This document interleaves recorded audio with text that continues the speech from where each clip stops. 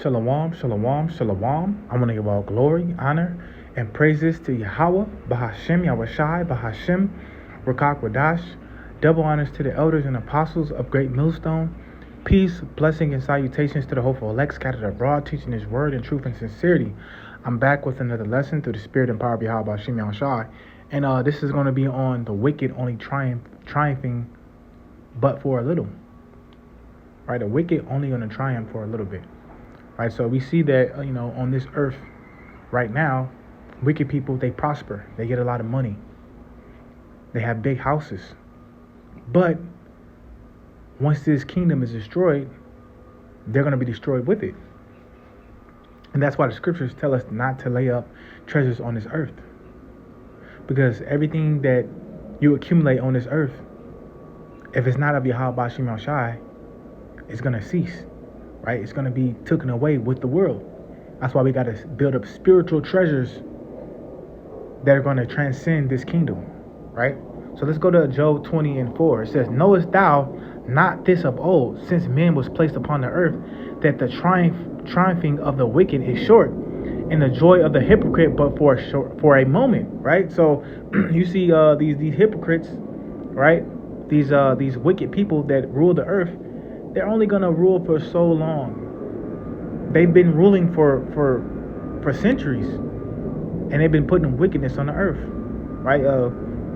Bringing up the Greeks, right? They've been ruling ever since the Edomites. They've been ruling ever since the Greeks, and they did nothing but put wickedness on the earth, right? So we might think that they've been ruling for a long period of time, but as it says in the scriptures in 2 Peter 3:8, 1,000 years on earth is only but a day with the Lord, right? So they've been ruling for a couple of days, and at the end of the day, they're going to be destroyed, right? They're going to be destroyed for their wickedness, for the things they've done against the earth and also the children of Israel. Because you can't touch the apple of the Lord's eye and get away with it.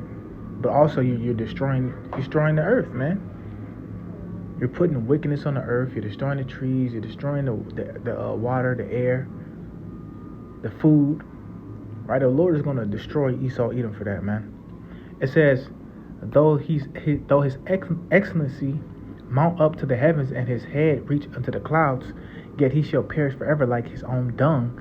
They which have seen him shall say, where is he? It says, he shall fly away as a dream and shall not be found. Yeah, he shall be chased away as a vision of the night. Right? So Esau Edom is going to be like a bad dream.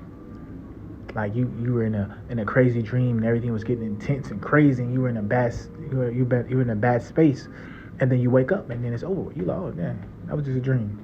That's how it is going to be when Esau Edom gets taken out of power. What it says, yet he shall perish forever like his own dung. They which have seen him shall say, where is he?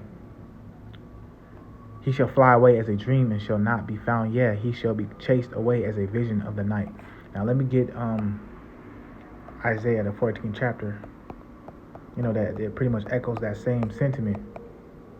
Right? Once Esau go down, it's gonna be like, damn, this the man who ruled. Let me see if I can find it real quick.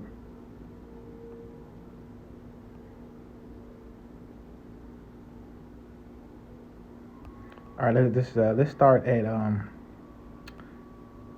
12. It's Isaiah 4:12. How art thou fallen from heaven, O Lucifer, son of the morning? How art thou cut down to the ground, which didst weaken the nations? Right. So it's talking about Esau, Edom. It's talking about the upper echelons of the Edomites that rule Babylon the Great, right? That rule the world pretty much. It says, for thou hast said in thine heart, I will ascend into the heavens. I will exalt my throne above the stars of God. I will sit upon the mount of the congregation in the sides of the north. Right. So I'm gonna exalt myself over the Israelites. Right. I'm gonna put myself above everybody. Right. I'm gonna be like God. It says, I will ascend above the heights of the clouds. I will be like the Most High. Yet thou shalt be brought down to hell, to the sides of the pit. It says, they that see thee shall narrowly look upon thee and consider thee, saying, Is this the man that made the earth tremble, that did shake kingdoms? Right? Is this the base man that had the whole world in subjection? Right? That made the world as a wilderness and destroyed the cities thereof, that opened not the house of the prisoners. All the kings of the nations, even all of them, lie in glory, every one in his own house. Right? So like these are the people that had the world in chaos and turmoil. They're gonna look upon Esau Edom and see him as that base man. Right? Right now you might look at Edom and you might see some type of prestige with him. Right? You got the suit and tie on, you got the briefcase, he's jumping into a Mercedes. You see that and you say, okay, Esau living it up, but the Lord has given Esau that power, and the Lord is going to take that power away from Esau also. Right, we know that the Lord reigns in the kingdom of men. He's going to set up a righteous kingdom, a righteous king in due season that's going to be after his own heart, which is Yahweh Shai.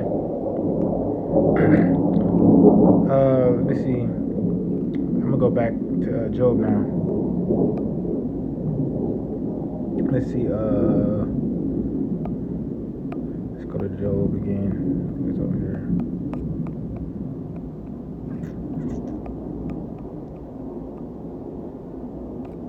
Read this from 6 again. It says, Job 20 and 6. Though his excellency amount up to the heavens, and his head reach up to the clouds, yet he shall perish forever like his own dung. They which have seen him shall say, where is he? He shall fly away as a dream and shall not be found. Yeah, he shall be chased away as a vision of the night. The eye also which saw him shall see him no more, neither shall his place any more behold him. Right, so we see that's what's going on at this moment right now. We're seeing everything starting to set up to where we know that World War III is going to be started. We know that it's going to be civil unrest. We know it's going to be civil war, and these things are going to cause Esau Edom to be thrown out of his place, right? That position he has, where he exalted himself above the stars, is going to go down, because we see those Israelites are starting to come back into power, right? Through the word of Yahweh Hashem Yahushai, talking about the elect. They are starting to wake up, and they are waking up. So we're just waiting for that, final elect member, so to speak, to wake up, so the Lord can put all hell on earth. Because we know that there's a certain level of wickedness that has to come upon the earth before the Lord is going to come and do his thing. And we see that these tokens that are on the earth right now are indicators that the Lord is pretty much fed up, and he's about to come and visit the earth with real chaos and real destruction. We see ICE taking the Northern Kingdom to these prisons, or deporting them. Also with the Haitians, the Levites, the Jamaicans, the Benjamites, right? So we see this happening. We see the MOTB. We see the technology that's going to be used to implement that device inside people's skin. But we see all these things happening. We see the AI, the technology. So the Lord is setting the stage. We're just waiting for that level of wickedness to reach at its peak, which, brothers would say, damn, I would say it too, like, how much more wicked can this place get? We're seeing the most wicked things we've ever seen in this day and time. So how much more wicked can this earth get? But we know that we know Esau can't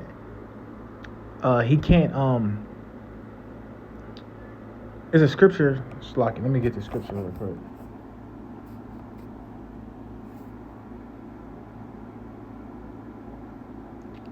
quick. Okay.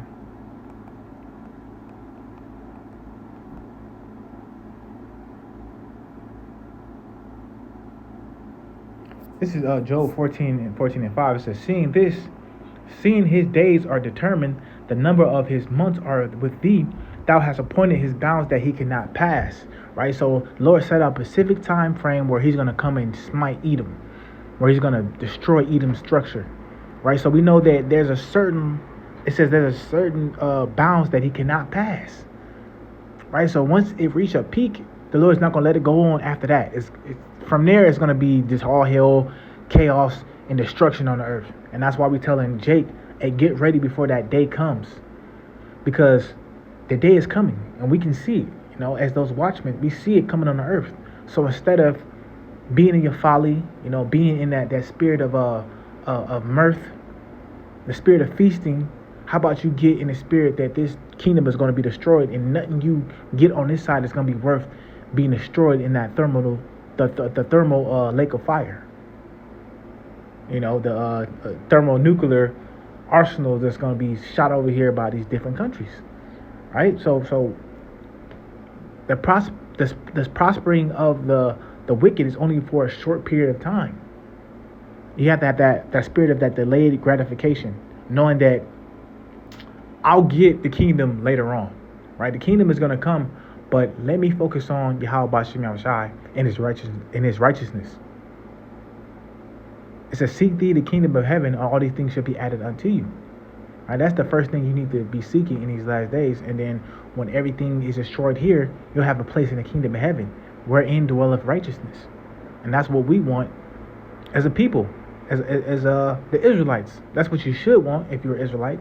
If you claim to be in this truth, you should want this kingdom to be destroyed and the kingdom of heaven to be established. But before that can happen, we know Esau, Edom, has a certain time appointed to him, and then after that, he can't go any further.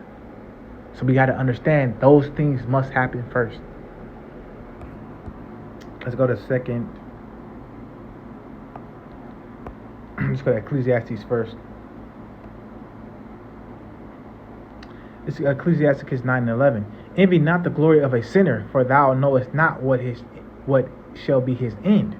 Right. So don't glory on a wicked person being prosperous and having money or having notoriety on this side, because we don't know who his end gonna be, and we know he's gonna be destroyed.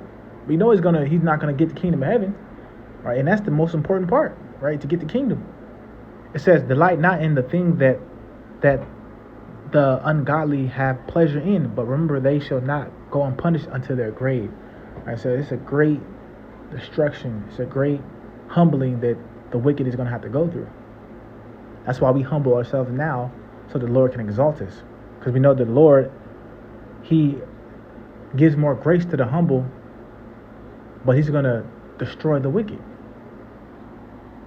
Let me actually get that. I want to paraphrase it the right way. I think it's 2 Peter 5:5, I believe.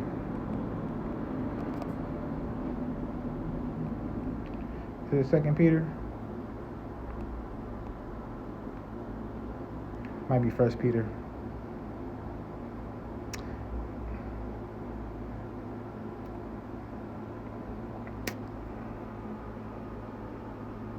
Well, this will work right here. This is 2 Peter 5:6. Humble yourselves, therefore, under the mighty hand of God, that he may exalt you in due time.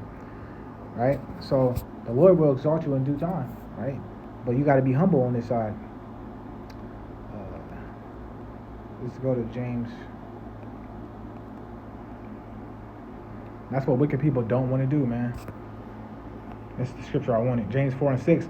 But he giveth more grace, wherefore he saith, God resisteth the proud, but giveth more grace unto the humble. So the Lord resists the proud, and he gives more grace to the humble. So it's our job right now to be humble now, so that we can be exalted by Yahweh B'Shem Yahushai when it matters. Right? All the stuff that the wicked are getting here, it don't really matter. Right? Because it's gonna be destroyed. It's only a certain period of time that you're gonna be able to thrive. Right? The Lord set a bounds that he cannot pass. But for the righteous, the Lord is going to allow them to be glorious forever. So why not be righteous in this time right now? Humble yourself, make yourself low, be in a base state, and then get eternal glory in the kingdom of heaven.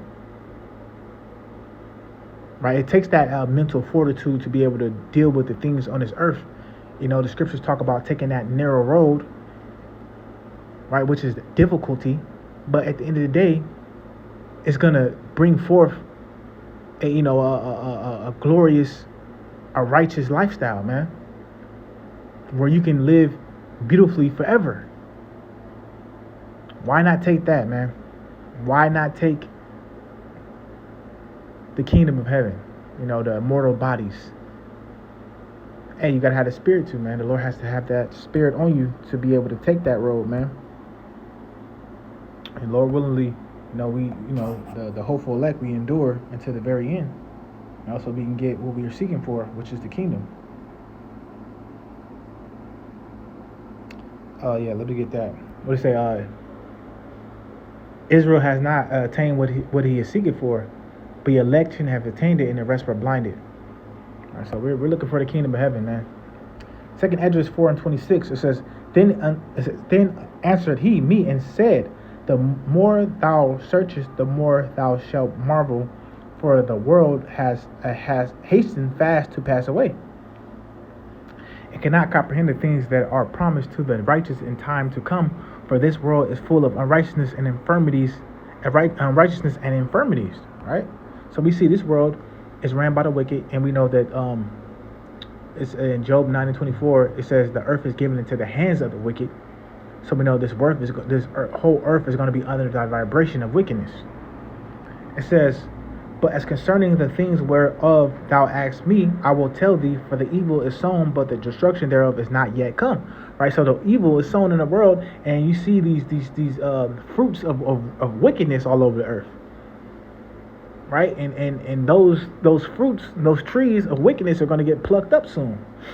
Right, it says, If therefore thou which is sown be not turned upside down, and if the place where the evil is sown pass not away, then cannot it come that is sown with good. Right, it's a gradual process when it comes to the kingdom of heaven.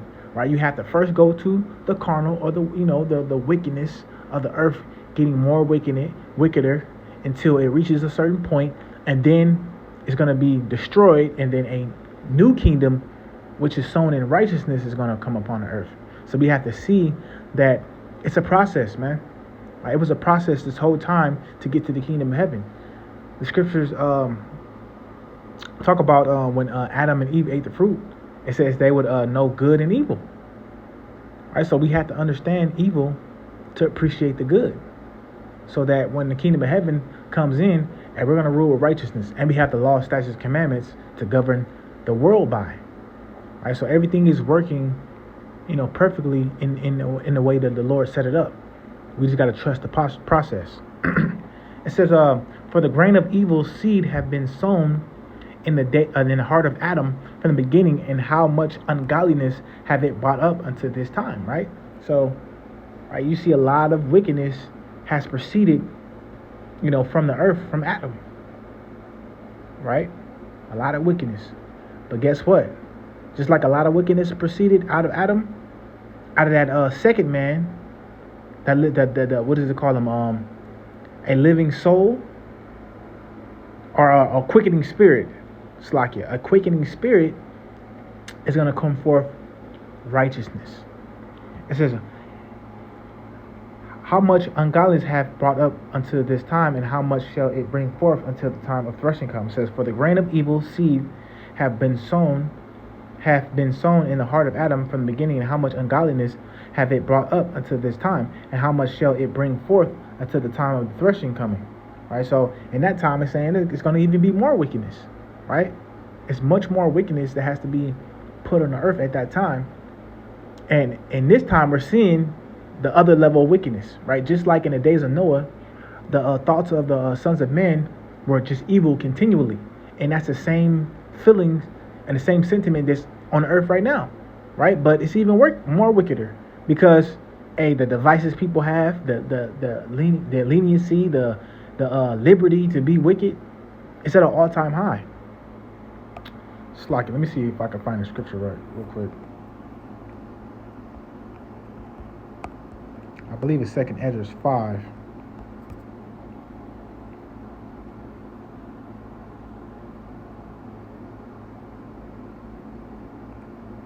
Yeah, let me read 2 Esdras 5:1. It says, nevertheless, as coming the tokens, behold, the days shall come that they which dwell upon earth shall be taken in a great number.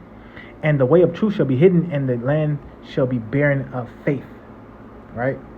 So we see that now. The only people who have true faith is the elect. That's it. Or you could say the hopeful elect right now. And the hopeful elect, if they're chosen, will be the elect. So there's only a few members that have true faith, compared to the whole world. As a wave is compared to a drop, that's how much faith is on the earth. It's that little drop, right? Whereas the whole world has no faith. It says, but iniquity shall be increased above that which now thou seest, or that thou hast heard long ago. Right? So, wickedness has increased above the ancient times. Right? It's increased. Even though even though the time where those prophets are around, they seen wickedness on a high level, but how much more has it increased? With Esau, the wicked, being in power, right? Scripture says, Esau, it says the border of wickedness, right? So Esau is the border of wickedness, and Esau's in power. So how much more wickedness has came out of Esau, Edom, being the ruler of the earth? Let's go back to where I was at. I just wanted to bring it out scripture for a precept. Let's go back to where we was at. I think it was in 14. Slakia. Where we was at.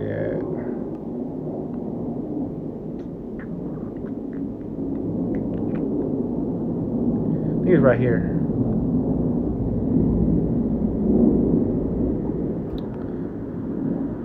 Yep. So it says, and I'm gonna start at 38. Second Esdras 4 and 30. The grain of evil seed had been sown in the heart of Adam from the beginning, and how much ungodliness have it brought up until this time, and how much shall it bring forth until the time of the threshing come? Ponder now by thyself how great fruit of wickedness the great grain of evil seed have brought forth. And when the ears shall be cut down, which are without number, how great a floor shall they fill? Then I answered and said, how and when shall these things come to pass? Wherefore are years few and evil? And he answered me, saying, do not thou hasten above the most high, the most highest, for thou hast in vain to be above him, for thou hast much exceeded. Did not the souls also of the righteous ask questions of those things in the chamber, saying, how long shall I hope on this fashion, when cometh the fruit of the floor of our reward? And even when you, I think it's Matthew 19 and 27, when the disciples asked, we forsaken all these things, what will we get for these things? And Yahushua said, and let me actually just get it, because I don't want to misquote it. You might as well just get the scripture. Matthew 19 and 27, and we're going to go right back and we're going to end it. It says, Matthew 19 and 27, then answered Peter and said unto him, behold, we have forsaken all and followed thee. What shall we have therefore? And the Yahushua said unto them, verily I say unto you, that ye which have followed me in the regeneration, when the Son of Man shall sit in the throne of his glory, ye also shall sit upon 12 thrones, judging the 12 tribes of Israel. Right? And everyone that have forsaken houses, or brethren, or sisters, or father, or mother, or wife, or children, or lands, for my name's sake, shall receive it 100-fold, and shall inherit everlasting life. Right? So even Peter and the apostles asked, what were they going to get for forsaking all these worldly desires and pleasures, right? Forsaking their families. What were they going to get for that? And they're going to be judging the 12 tribes of Israel, sitting on 12 thrones. Right, so there is a reward. Scriptures say, the Lord is going to reward them who diligently seek Him.